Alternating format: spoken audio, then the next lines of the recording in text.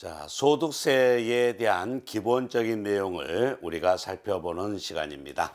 자, 먼저 소득세의 과세 대상, 소득세의 과세 대상은 우리가 이러한 개인의 소득에 대해서 개인의 소득이 되겠죠? 예, 개인의 소득에 대해서 소득세를 과세한다라는 얘기입니다. 예, 과세 대상.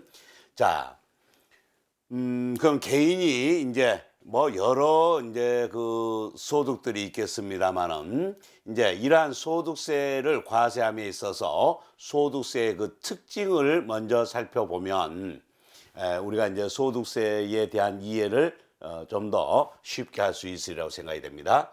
자, 특징으로서는 첫째, 개인 단위입니다. 개인 단위. 개인 단위로 과세한다는 얘기죠. 예. 부부 합산을 하지 않는다는 얘기예요. 개인 단위로 과세를 합니다. 이게 중요한 부분입니다. 자, 그런데 세금을 탈세하기 위해서 이렇게 이제 공동 명의로만 한다든가 뭐 이렇게 해서 하는 경우, 막 그런 경우에는 합산해서 과세를 함으로써 세금 부담을 좀 더 가중시키겠다, 뭐 이렇게 정하고 있습니다. 그러니까 아무래도 개인별로 하게 되면은 세금 부담이 결과적으로는 좀 적습니다. 왜 그러냐면은 세율 자체가 뭐냐면 초과 누진 세율로 구성이 되어 있기 때문에 그렇습니다. 그러니까 세율을 적용할 대상 금액을 우리는 과세 표준이라고 그랬죠. 그래서 과세 표준의 구간을 이렇게 정해 놓고 제일 낮은 구간에는 제일 낮은 세율, 그 다음 단계는 일정 그 구간을 초과하는 경우에는 좀 더 높은 세율, 이렇게 해서 지금 세율을 쭉 초과 누진 세율로 구성이 되어 있습니다. 그러다 보니까는 합산하면 아무래도 어떻습니까? 과세 표준이 더 많아지겠죠? 많아지면은 높은 세율까지 적용을 받게 돼서 세금 부담이 더 커진다라는 얘기입니다. 예, 그래서 그 소득세의 특징으로서 개인 단위로 과세한다. 즉 부부 합산 과세는 하지 않는다라는 얘기입니다. 예, 그래서 이 부분과 같이 연결해서 우리가 이해를 하시면 될 것 같네요. 자, 그다음 열거주입니다. 열거해 놓은 소득에 대해서만 소득세를 과세하겠다라는 얘기죠. 자, 열거되지 않는 거는 소득세를 과세하지 않습니다. 자, 세법의 특성상 어떨까요? 이런 성격의 소득은 전부 다 세금을 과세한다, 이렇게 놓으면요, 현실적으로 적용하기에 너무 좀 뭐랄까 주관적인 그런 부분이 많이 개입할 수가 있어요. 그래서 세법은 좀 명명백백하게 규정을 하는 것을 원칙으로 하고 있습니다. 그래야만 이 조세 분쟁이 아무래도 줄어들겠죠.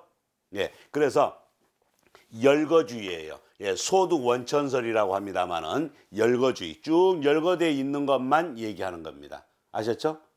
예, 가끔 뭐 쭉 열거된 것을 설명을 해드리면은 이런 것들 어떻느냐 이렇게 이제 질문을 하시는데, 열거주의 거기에 나타난 것만 보시면 되겠습니다. 그러나 이자소득, 배당소득에 대해서는 유형별 포괄주의입니다. 포괄. 용어에서도 짐작이 되겠습니다만은 포괄.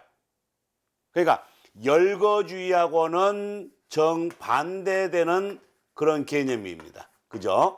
반대되는 개념이죠. 포괄주의. 그러니까 유형별로 이러이러한 유형은 과세를 하겠다, 그 얘기입니다. 그래서 금융소득으로서 이자소득과 배당소득에 대해서는 유형별 포괄주의를 적용을 하고, 그 이외의 소득은 전부 다 열거주의에 의해서 과세를 하겠다라고 하는 이런 특징이 있습니다. 예. 자, 그다음 과세를 하는 방법이에요. 과세를 하는 방법은 분류과세, 종합과세 이렇게 나눠집니다.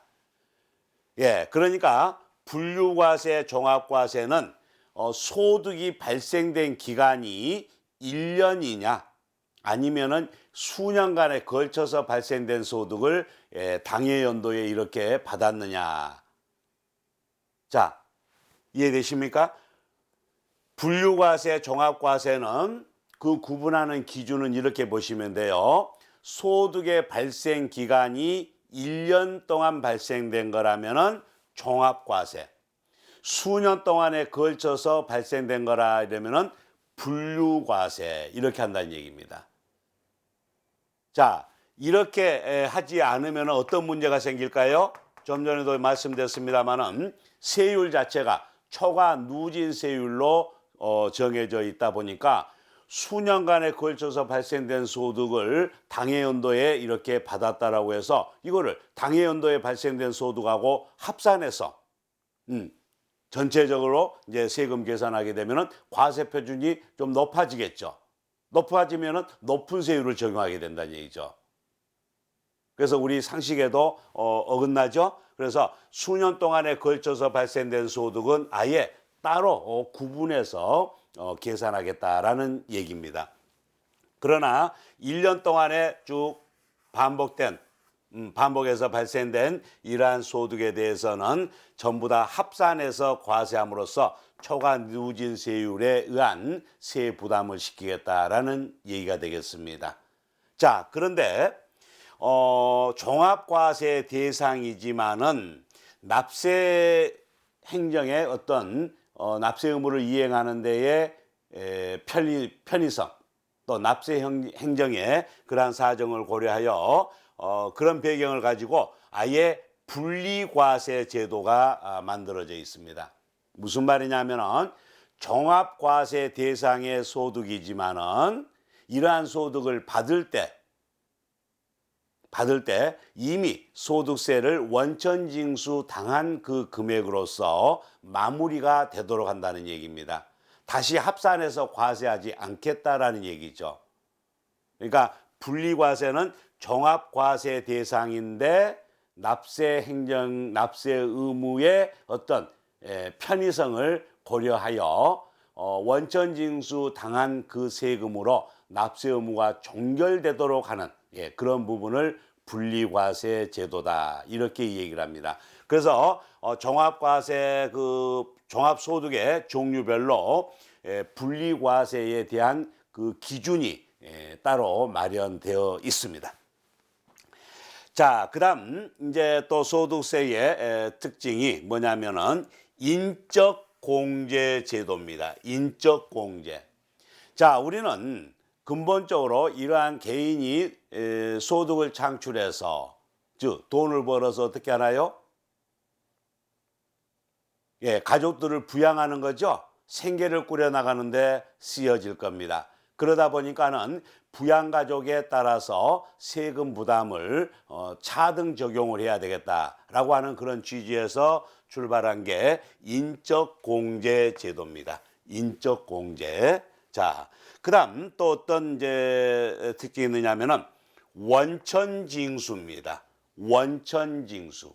자, 원천징수라고 하는 것은 뭐죠? 소득을 지급하는 단계에서 소득세를 미리 징수한다는 얘기죠. 이게 원천징수 제도입니다. 자, 왜 이럴까요? 소득을 받는 사람, 소득 귀속자라고 할 겁니다. 소득을 받는 사람이 소득을 전액을 받아서 본인이 직접 신고 납부할 그런 여건이 안 되는 그런 경우에는 아예 소득을 지급하는 사람에게 원천징수 의무를 부여해서 지급하는 단계에서 세금을 징수해서 대신 신고 납부해달라라고 하는 이러한 제도가 바로 원천징수 제도인데 조세 세금 징수 편의 측면에서 상당히 유용한 그런 방법이다 이래 보시면 되겠습니다. 자, 그다음 또 특징으로서 신고 납세 제도라는 얘기입니다.